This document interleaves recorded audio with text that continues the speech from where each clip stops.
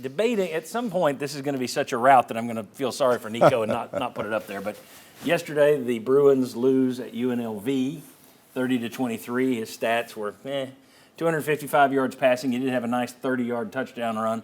Also threw a key pick on the season. Certainly, Joey Aguilar is the guy that's got the advantage so far.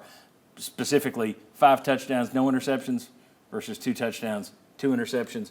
Granted, they've played a little bit. Their competition's been a little stiffer than Tennessee's, but still. All right, at some point we may take that down. Let's talk about it right now. Who would be for stopping the Nico rub it in their face? Or do you like me putting it up there? Keep rubbing for a while. It's too early. I'd probably keep showing it for a little while. Yeah, I'd keep. You don't have to rub it in the face, but keep doing it. Okay. I'm a softie. I feel bad.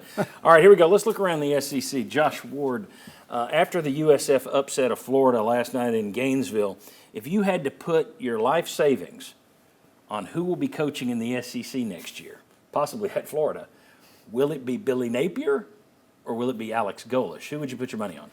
Yeah, I was going to be willing to change the question to who will be coaching at Florida next year. Okay, and I would there you maybe go. be more Sorry, likely to bet on I Golesh than Billy Napier. Napier was able to save himself last year. They got to a bad start, and to their credit, they rallied and they had a good finish. But I don't even know if that finish would save him this season. So I don't, with that, what that schedule is, even though they have talent there, I don't think it's going to work out. I would bet on Golesh over Napier. That finish last year didn't win anybody over. It was almost like it was a stay of execution. And because I don't think the fans ever bought in on this guy. They haven't bought in on anybody since Urban Meyer, really. Sunbelt Billy, I think is what they call him. Right. Bob Hodge, quick 2-part question for you. Did Oklahoma's win over Michigan improve your view of the Sooners? That's part 1. Part 2, at any point watching that game, did it feel like Big Ten versus SEC?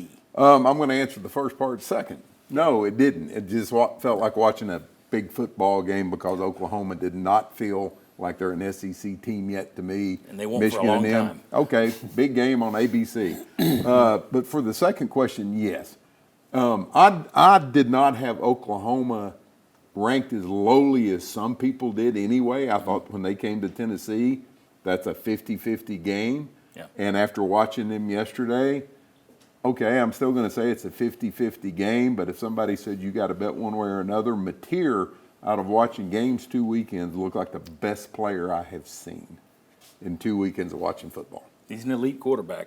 And the question was always, would Brent Venables, a defensive coach, allow the offense to do their thing the same way that Clark Lee did with Diego Pavia and Jerry Kill and that offense coordinator?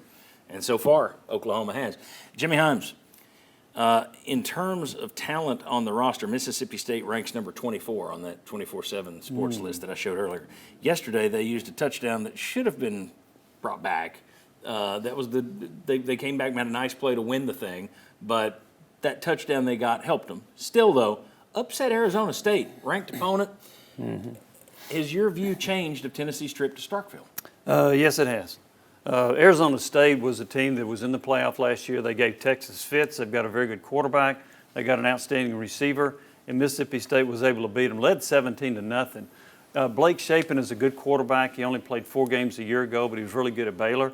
They've got a couple of nice receivers. Their running backs are decent.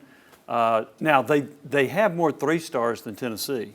There you go. That's a concern. Yeah, don't be worried about the 3-stars. But, Mississippi State is better than I anticipated. All right, and we didn't have time in this segment to even mention one other team on Tennessee's schedule. Now, Kentucky looked awful. There's another guy where Golesh could be coaching at Kentucky. If he's smart, he'll wait for something better. But Vanderbilt, didn't even have time in this segment to mention Vanderbilt going to Virginia Tech and beating them 44-20. Wow. Pretty good. There was a time when Vandy couldn't score 44 in 2 weeks. I thought you were going to go with even more games than that. Yeah, all right.